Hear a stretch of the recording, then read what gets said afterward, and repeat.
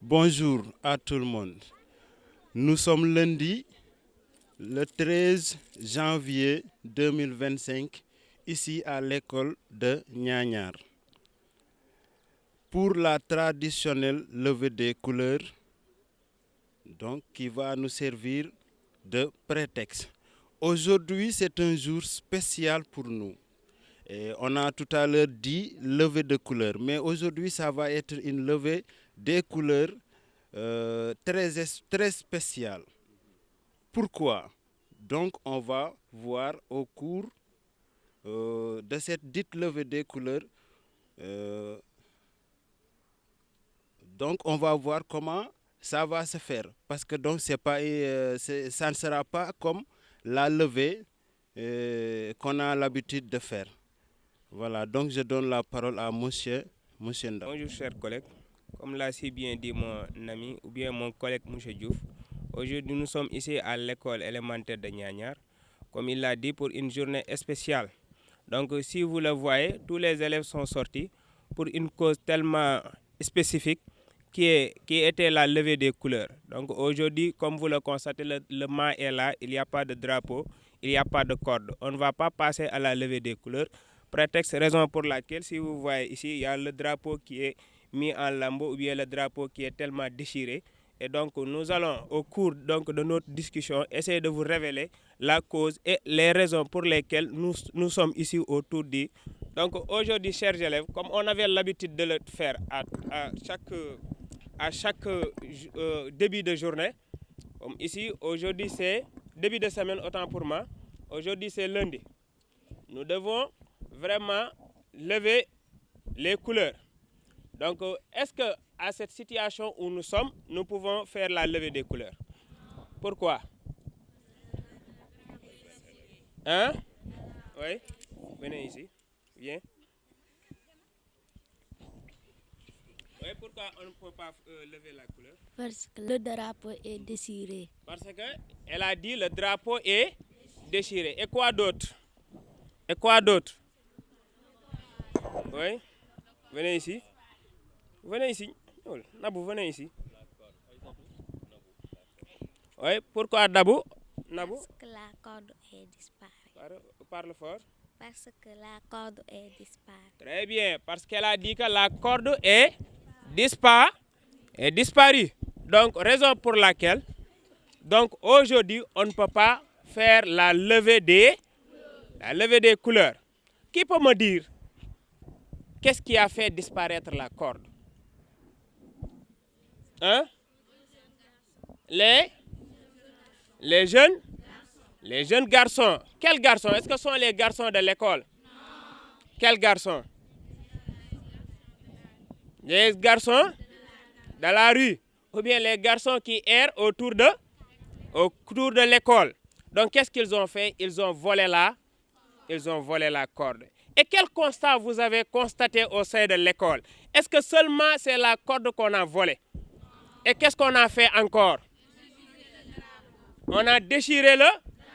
Est-ce que c'est la première fois qu'on rencontre cette situation ici à l'école? Et qu'est-ce que vous avez constaté autrefois qu'on avait fait? Hein? Oui? Hein? On a blessé? On a blessé le directeur. Est-ce que ça c'est correct? Et c'est tellement piquant, raison pour laquelle nous sommes ici, vous faire part de la situation que nous allons faire aujourd'hui.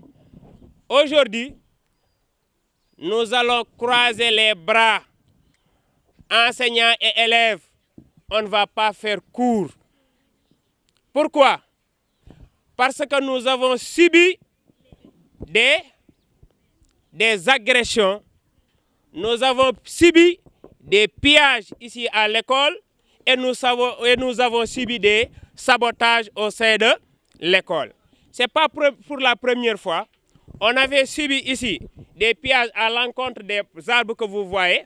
Les élèves étaient venus ici et découper les arbres. Et vous l'avez constaté au début de l'année scolaire. Donc aujourd'hui, on ne peut pas faire la levée des couleurs, mes chers, parce que la corde est déchirée. La corde a été disparue.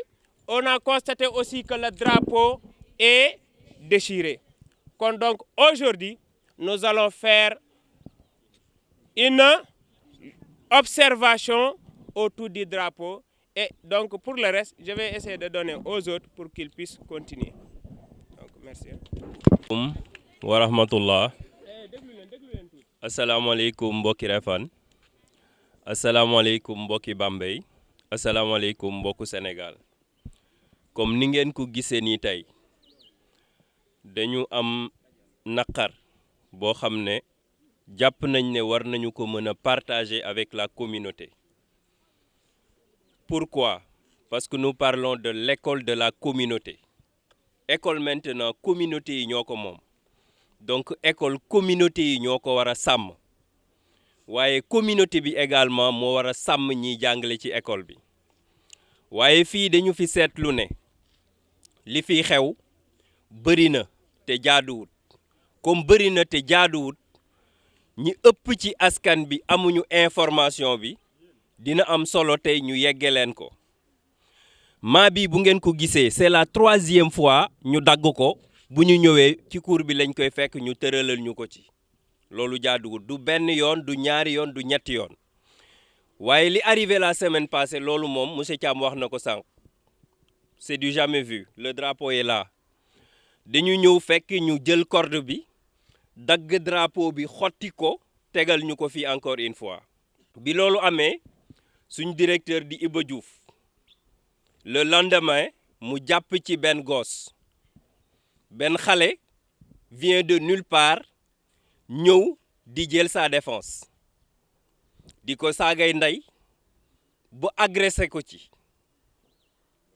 ba gaañ ko muy loo xamante ne ni moo waral lii ñu def tey def ko ngir libérer boy yi def journée morte informer waale également la population réfanoise ci li nga xamante ni moo nekk di xew école Nianiar muy loo xamante ni nii metti na ñëpp di ñaan nag mu yem fi pour de bon parce que wax dëgg yàlla honoré wul Refane également sécuriser wul jàngalekat yi nga xamante ni ñu ngi ci biir école bi ñooñu bu fekkente ni loolu la ñuy def ci seen directeur muy seen doomu dëkk kon ñeneen ñi fi dëkkul seen xel du dal te bu fekkente ni ma ko waxee sànq c'est l'école de la communauté bi moo war a assurer protection école bi communauté bi également moo war a assurer protection jàngalekat yi parce que nag seen njaboot la ñu yor di def ci ñoom xam-xam di ko defee nu mu gën a ñoŋe kon war ngeen leen a mën a saytoo également nu mu gën a ñoŋe donc acte yi bëri na. élèves te seeni rak ak seeni mag ñoo fay jàng si bu ñu xotee téere yi kuy manqué livre mais seeni rak la bu ñu defee lu jaaduwul ci tableau yi kuy am problème mais seeni rak ak seeni mag ñooy am problème kon ñu ngi woo askanu Refane gépp di woo toute la population de Refane ñu dimbali ñu dakkal loolu nañu yaraat xale yi nañu yaraat xale yi parce que nag l'éducation de base gis nañu ne mu ngi tàmbali di manquer bu baax a baax.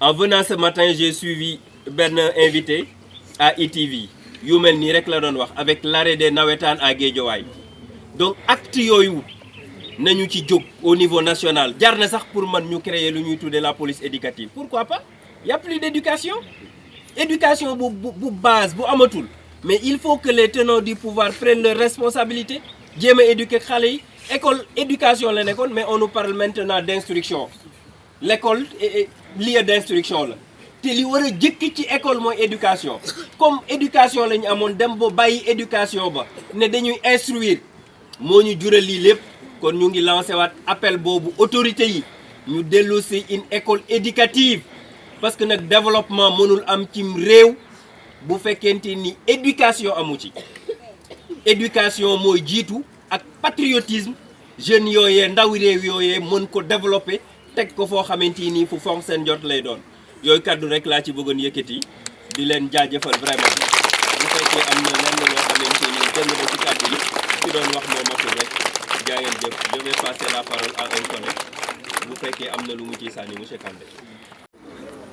ak élèves yi altine di tolloog fukki fan ak ñett weeru janvier 2025 dañu am naqar dañu am naqar pourquoi ndaxte suñu école bi maanaam ay xale yoo xamante ni jànguñ ci école wala si dëkk bi ñu dëkk ñi ñëw di yàq école bi di gor ay garab di xotti drapeau sàcc buum bi dugg ci ay classe jël ay téere xotti ko taal ko agressé nañ fi ay jàngalkat ay yoon man daaw sama classe fii nii sama abri provisoire dama dugg suba teel fekk fi ñu saaga ma ñu bind ci tableau bi saaga ma keroog nag am vraiment loo xamante ne tiis bu dal suñu directeur monsieur Ibrahima Diouf waaw mu metti ñu lool benn xale moo jógee fële ndax monsieur Diouf moom day aar école bi ndax dafa jege école bi day ñëw fii tout le temps di surveiller école parce que xam nañu xale yi dañuy yàq école bi mu ñëwee nag jàpp ci benn xale pour xale boobu jox ko tur yeneen xale yi pour mu xam ñan ñoo yàq école bi benn xale jógee fële xaw ma mbër la xaw ma waaw mu ñëw saaga ko agressé ko dóor ko yëkkati ba ci kaw ba mu weex dóor ci suuf mu am ci gaañu loolu dafa rafetul te lii fu mu jëm baaxut communauté bi niñ ci wax gis nga école boo fa jàngewul bu fa jege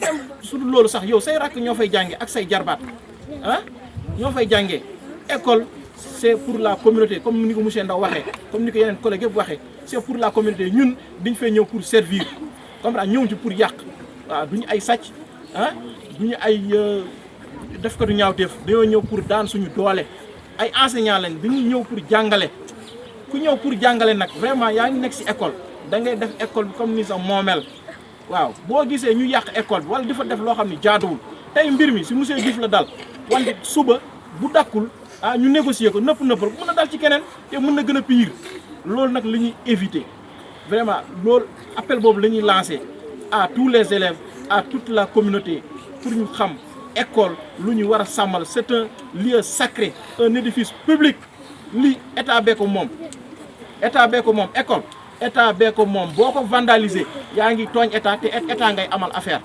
waaw loolu su yaboo ñëpp xam ko ñëpp xamee ko noonu waaw tey nag dañuy observer benn journée morte maanaam du ñu jàngale waaw du ñu jàngale tey jii lundi bi kenn du jàngale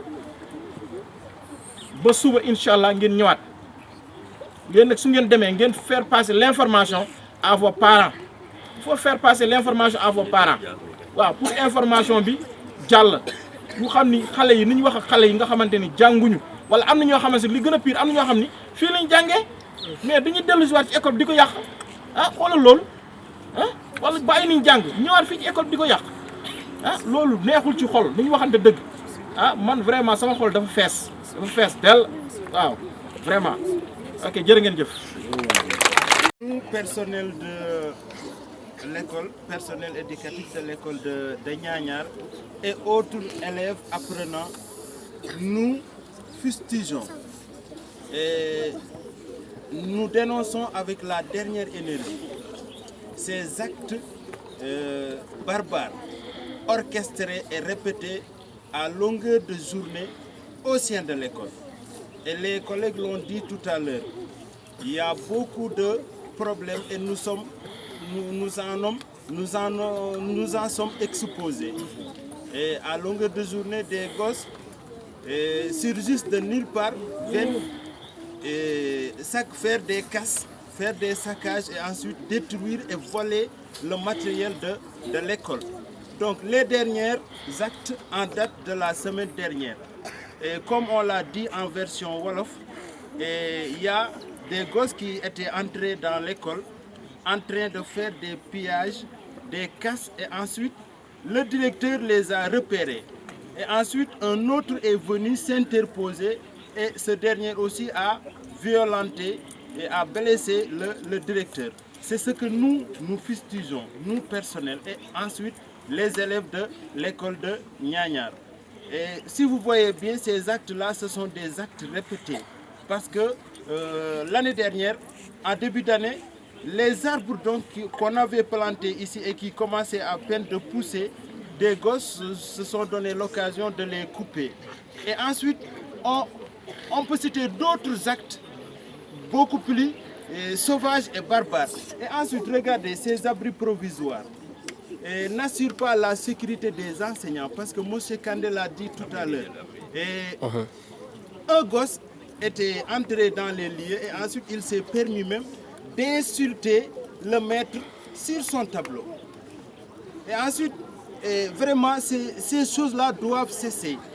Nous, c'est ce que nous dénonçons et nous voulons véritablement que ce message-là parvienne à toute la population et surtout les parents d'élèves.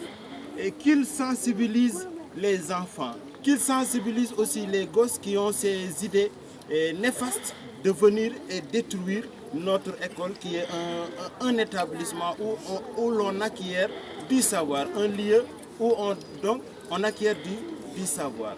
Et vraiment, donc, nous sommes très remontés et c'est pourquoi nous avons observé une journée morte à cette date du lundi 13 janvier 2025.